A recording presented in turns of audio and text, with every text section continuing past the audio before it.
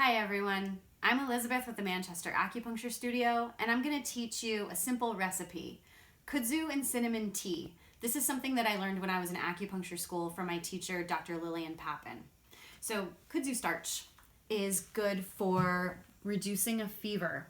It balances blood sugar, it eases neck and shoulder tension and headaches, and studies show that it can reduce cravings for alcohol consumption. We've got cinnamon because cinnamon prevents the onset of a cold. It reduces phlegm in the chest.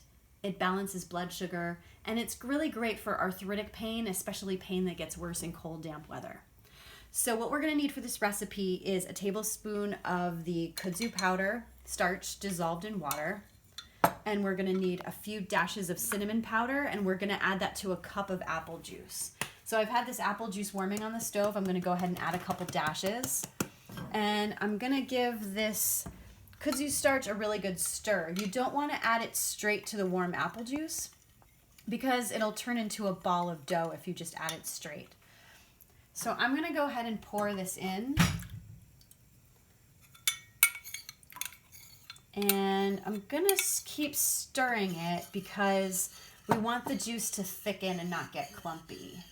And because kudzu is a starch, it's great to use for sauces, gravies, anywhere that you would replace cornstarch. And that's a good way to get more therapeutic benefit from your recipes.